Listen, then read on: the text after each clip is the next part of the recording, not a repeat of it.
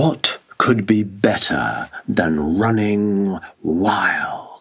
Wild in the woods, jumping over fallen tree trunks, up and down and in between, past the badgers' newfound set, spiders climbing, dewdrops shining, ferny fronds are fast unfolding, streams are trickling, squirrels bouncing, limb to limb, there songbirds diving, out and down and up and down and calling out across the boundless forest, and oh, the smell of the freshness of magic fountains of arboreal auras, thrown high into the sky by joyful, life-loving, sky-touching, earth-digging, hundreds and thousands of standing trees and all the life that they support. Just being part of all that is amazing, but imagine it being your birthday at the same time. Tell me, what could possibly be better than that?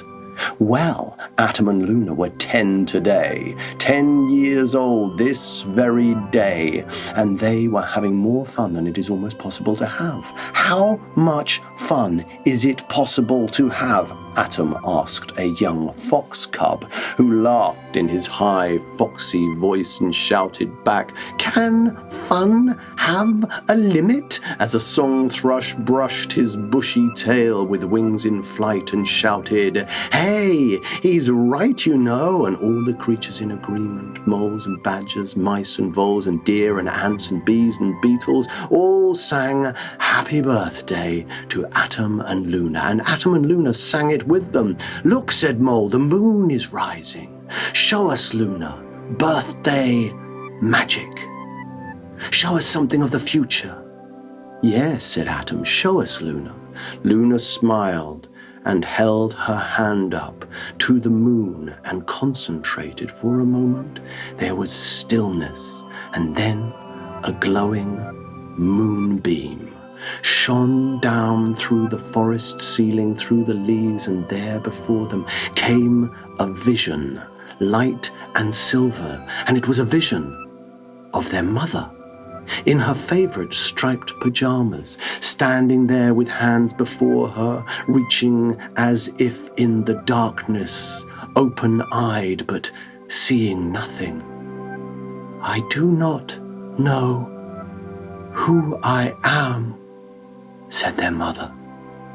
"Mother," called Luna out loud. "Mother!" But the vision disappeared, and in her place there stood before them a giant, nut-brown woodland hare, around its neck 2 golden acorns. "I come to ask you both to help me. I have a quest to give you. Listen to my words sincerely, for the forest is in danger." But before the hare could finish speaking, there came a hissing through the forest, followed by a crimson vapor, swirling up around their ankles, up into their nostrils, consuming them in deepest darkness. And in that place they felt a sucking in their eyes and ears and nostrils.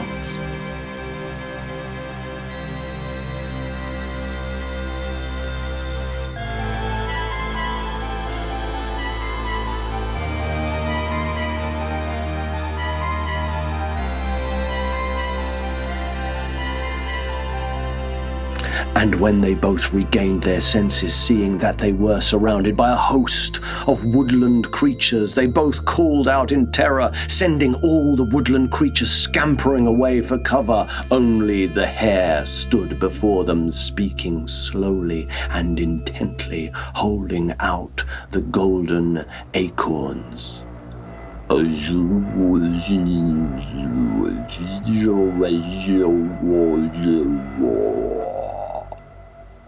But they could not understand it.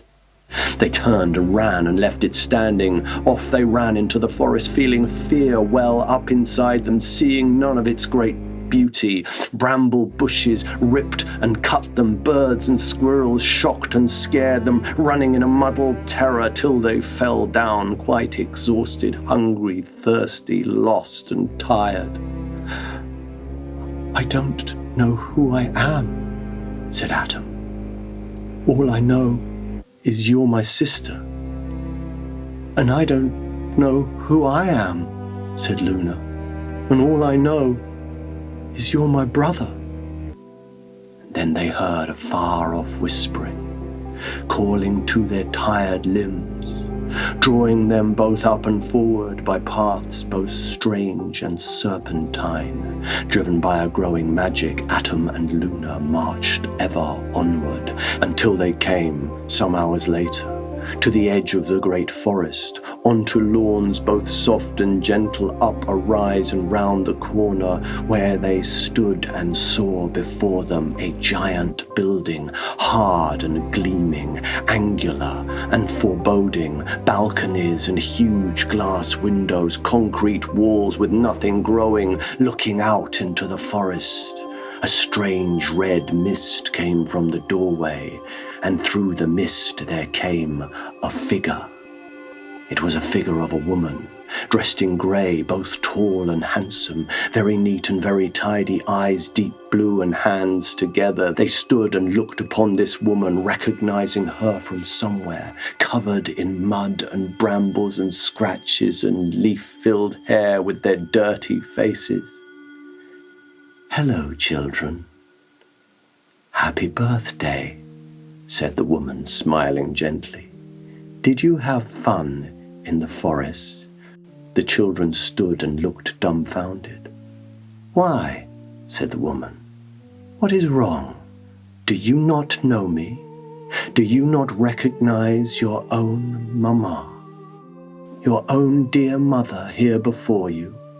The children turned to run away, but could not move a single step. A hissing came out from the building. Crimson fog crept up their bodies into ears and through their nostrils, and they turned and walked back to the woman. "Hello, Mother. You look lovely," Atom and Luna said together. "That's much better," said their mother. "Come, I have something to show you." So they walked inside the palace, clean and hard and glass-surrounded, marble floors and concrete ceilings, and a table full of sweet things, marzipan, ice cream and chocolate, birthday cake with 10 lit candles, presents stacked in wrapping paper, all they could have ever wanted. "Look," said Mama. "There above you." Atom and Luna looked together, and there above them, softly glowing, hung a glass ball from the ceiling. "The ball," said Mama, "can always see you, and it knows what you are thinking, so be good and I'll reward you with a lovely birthday party next year, if I think you worthy." And there before their very eyes, the birthday tea just disappeared, the presents vanished, along with Mama's smile. "Now, I think it's time I told you, no more playing in the forest. Never set your foot inside it, for it's filled with gravest danger, and I simply will not let you risk your lives again, my darlings, for you know your Mama loves you deeper than the deepest ocean. For you must be up at daybreak, for you must work if I'll feed you. Now to bed this very instant." Atom and Luna turned and spoke together to their Mama. "Yes, Mama, we will do as we are told."